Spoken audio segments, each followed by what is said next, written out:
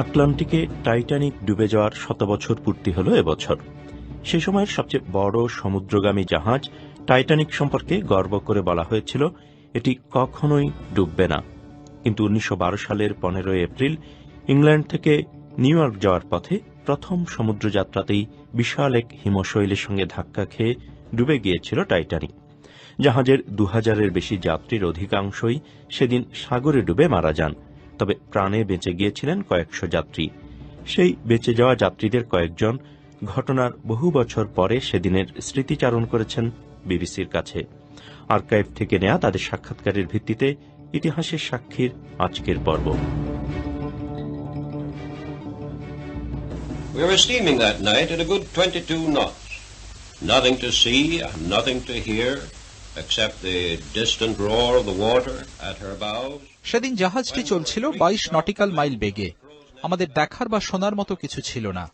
সাগরের বুক চিরে জাহাজ এগিয়ে চলেছে, কেবল দূর থেকে আমরা পানির স্রোতের শব্দই শুনতে পাচ্ছিলাম। হঠাৎ করে জাহাজের নাবিকদের রুমে বিপদ ঘণ্টা ৩ বার বেজে উঠল প্রচন্ড শব্দে। তারপরই শোনা গেল একটা চিৎকার, স্যার, আমাদের ঠিক সামনেই বরফ। At the time when the iceberg was reported from the crow's nest, when they struck the bells, নাবিকদের রুমে যখন হিমশৈলের খবর এসে পৌঁছল, বিপদ ঘণ্টা বাজল, আমি তখন নিজের কেবিনে বসে চা খাচ্ছি। খবর পেয়ে আমি সাথে সাথে উঠে দাঁড়ালাম, হেঁটে জাহাজের ব্রিজের দিকে গেলাম। আমার কেবিনটা ছিল একই ডেকে প্রায় ৬০ ফিট দূরে। আমি তখন জাহাজের অফিসার্স কোয়ার্টার্স আর ব্রিজের ঠিক মাঝামাঝি জায়গায়। ঠিক তখনই জাহাজটা গিয়ে হিমশৈলে ধাক্কা খেল। তবে আমি কিন্তু হোঁচট খাইনি, জাহাজ তখনও চলছে। And just before going to my stateroom, there was a bump. As I turned the handle of my room, there was another bump. আমি যখন রুমে ঢুকতে যাচ্ছি তখন জাহাজ যেন হঠাৎ ধাক্কা খেল। আমি মাত্র দরজার হ্যান্ডেল ঘুরিয়েছি, তখন আবার আরেকটা ধাক্কা টের পেলাম। আমি যখন আমার রুমে ঢুকলাম, তৃতীয়বার ধাক্কা খেল জাহাজটি। তবে এগুলো ছিল খুব মৃদু ধাক্কা, সেরকম ভয়ঙ্কর কিছু নয়। I slipped down to go forward and have a look to see if I could find any damage. Nobody told me to go. I tried to go into the first class entrance from that lower deck, from the foredeck. But কি ঘটছে সেটা দেখার জন্য আমি সামনে এগিয়ে গেলাম। আমি দেখার চেষ্টা করছিলাম কোনো ক্ষতি হয়েছে কিনা। আমাকে কেউ এটা দেখতে বলেনি। আমি প্রথমে লোয়ার ডেক থেকে ফার্স্ট ক্লাসে ঢোকার চেষ্টা করলাম, কিন্তু ফার্স্ট ক্লাসে ঢোকার ওয়াটার টাইট দরজা তখন বন্ধ। তখন আমাকে নানা পথে সিঁড়ি বেয়ে আবার জাহাজের সেলুন এরিয়ায় যেতে হলো। আমি যখন উপরতলার লাউঞ্জ দিয়ে বেরিয়ে এলাম, তখন দেখি সেখানে বাদক দল বাজনা বাজিয়ে চলেছে। যতদূর মনে পড়ে তারা বাজাচ্ছিল আলেকজান্ডার্স র্যাগটাইম band. where the band was, they were playing Alexander's Ragtime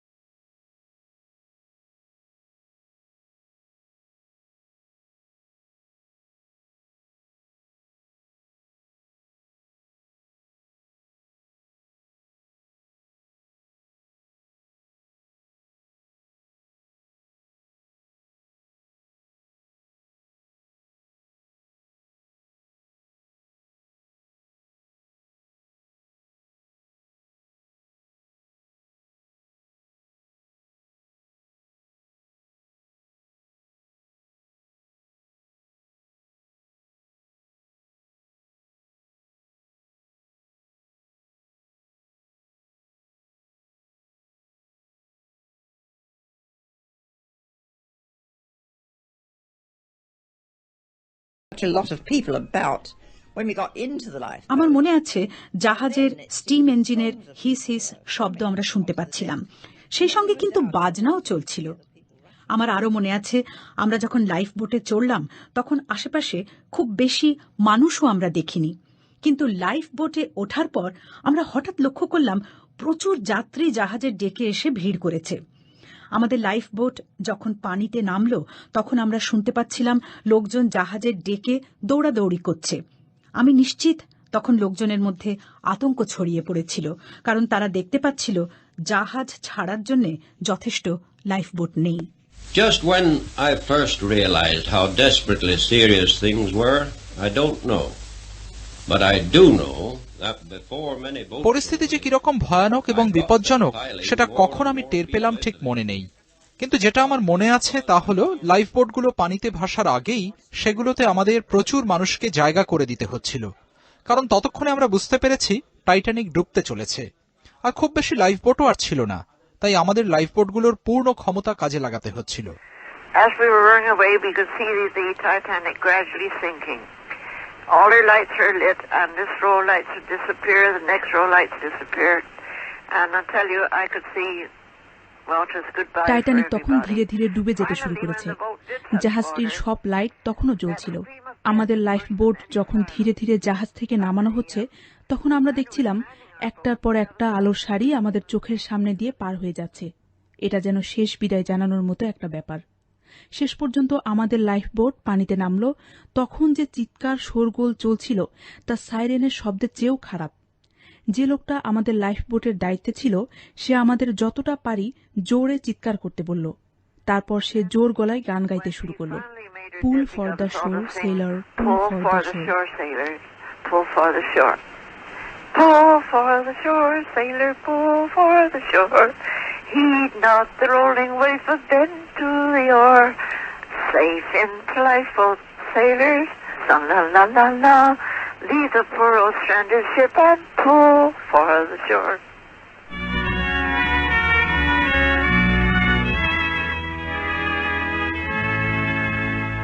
Right in the darkness, sailor, a day is at hand.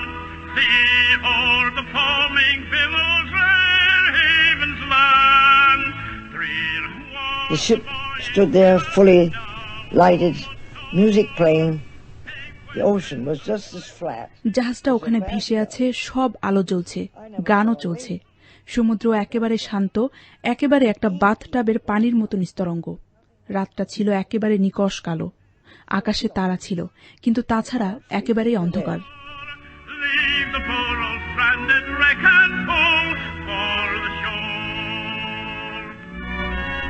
The sea was perfectly smooth when we left the ship.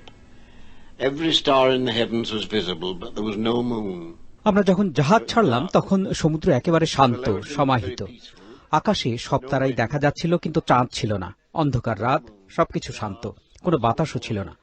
প্রায় ঘণ্টাখানেক পর কিছুটা বাতাস বইতে শুরু করলো। জাহাজের সব আলো জ্বলছিল এবং আমরা দেখতে পাচ্ছিলাম জাহাজটা ধীরে ধীরে ডুবে যাচ্ছে। আমাদের লাইফ বোটটা যখন জাহাজ থেকে ধীরে ধীরে কিছুটা দূরে সরে আসলো তখন আমরা বৈঠে বাওয়া বন্ধ করলাম। জাহাজটা যখন ডুবে গেল তখন আমরা সব চিৎকার শুনতে পেয়েছি, কিন্তু আমাদের কিছুই করার ছিল না। Four parts of the ship dived down nose first, but I don't know how long it was, but it seemed a terribly long time. But even when that part went under the water, the lights were still on, you know. And I looked back. জাহাজের সামনের অংশটাই আগে পানিতে ডুবেছিল। সেই অংশটা কতটা লম্বা ছিল জানি না, কিন্তু ডুবতে অনেক লম্বা সময় লেগেছিল। কিন্তু সেই অংশটাও যখন সাগরে ডুবছিল তখনও কিন্তু জাহাজের সব আলো জ্বলছিল। আমি যখন লাইফ বোট থেকে পেছনে ফিরে তাকিয়েছিলাম তখন জাহাজটিকে ভেঙে দুই টুকরো হতে দেখেছি। আমার মায়েরও মনে ছিল জাহাজটি ভেঙে দুই টুকরো হয়ে গিয়েছিল। সামনের অংশটা যখন পানিতে ডুবে যায় তখন পেছনের অংশটা ভয়ঙ্করভাবে উপরের দিকে উঠে যায়। এরপর জাহাজের ভাঙা অংশ ধীরে ধীরে ডুবে গেল। And over these years, people have talked to me and said, "Oh no, you're quite wrong. You were too young to remember." I was not too young to remember. I was not. পরে অবশ্য আমাকে অনেকে বলার চেষ্টা করেছে, তখন তো আমার বয়স অনেক কম ছিল, এত কিছু আমার মনে থাকার কথা নয়। কিন্তু আমি জানি আমার যা মনে আছে সেটাই ঠিক। এরকম ভয়ঙ্কর একটা ঘটনা ভুলে যাওয়া সম্ভব নয়। এরপরই আমরা শুনলাম ডুবতে থাকা মানুষের আর্তচিৎকার। এই চিৎকার যে শুনেছে তার পক্ষে কোনো দিন ভুলে যাওয়া সম্ভব নয়। আমার মায়ের সঙ্গে যখন এ নিয়ে কথা হতো তখন আমি বলতাম, মা, তোমার কি মনে আছে সেই ভয়ঙ্কর চিৎকার? মা বলতো, হ্যাঁ, আমার মনে আছে। কিন্তু সেই চিৎকারের পর যে ভয়ঙ্কর নিস্তব্ধতা নেমে এসেছিল, সেটা কি তোমার মনে আছে? সেই নিস্তব্ধতা ছিল আসলেই ভয়ঙ্কর। শেষ চিৎকারের পর মনে হলো সারা পৃথিবী যেন কয়েক মিনিটের জন্য নিস্তব্ধ হয়ে গিয়েছিল। Dreadful silence that followed it. And it was. It seemed as if the whole world was standing still for minutes after the last sound. শুনছিলেন ডুবে যাওয়া জাহাজ টাইটানিকের 5 বেঁচে যাওয়া যাত্রী চার্লস লাইটলার, জোসেফ